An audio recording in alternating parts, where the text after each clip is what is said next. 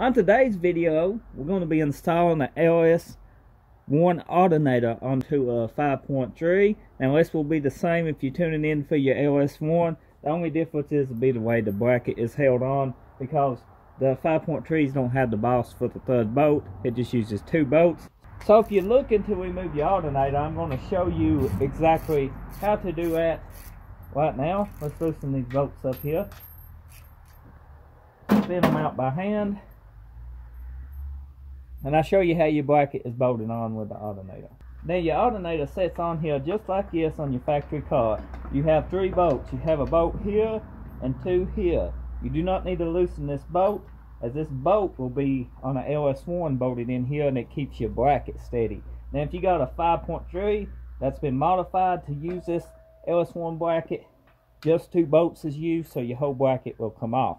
Now before you remove that, be sure to disconnect your cables on the back of the alternator and make sure your battery is disconnected.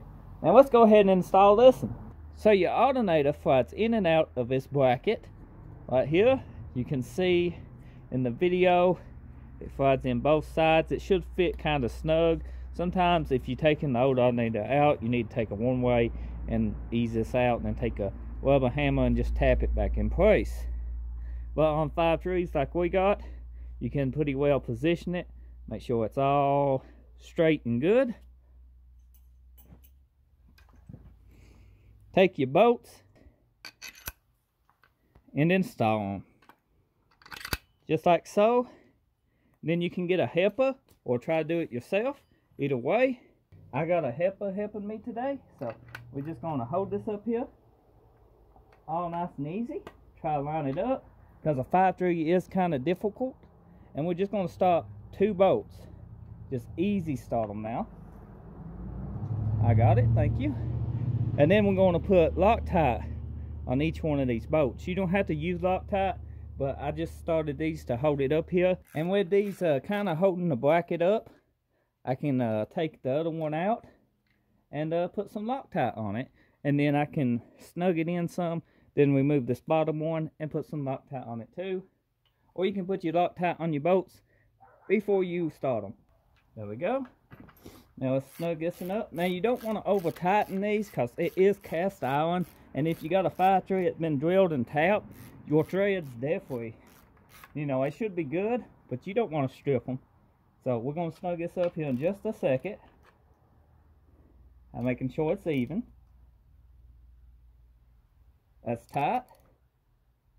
Don't want to go no tighter. That's tight. And the Loctite will pretty well hold it in place. So once you get to this part, what you can do is go ahead and reconnect your plug-in and your 1 wire on the back, since this is an LS1 starter, and go ahead and put your belt back on. Your belt is held on by a tensioner.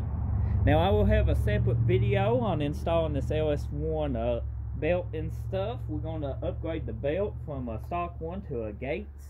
A Gates help with if you got a screw on a noisy belt or anything. The Gates makes a big difference.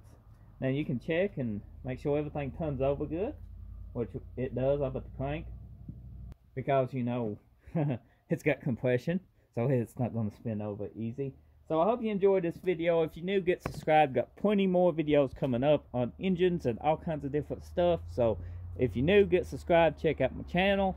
And if you're a returning subscriber, thank you for watching. I hope you found this video helpful, and I hope you've been enjoying the content. And I'll see you next time.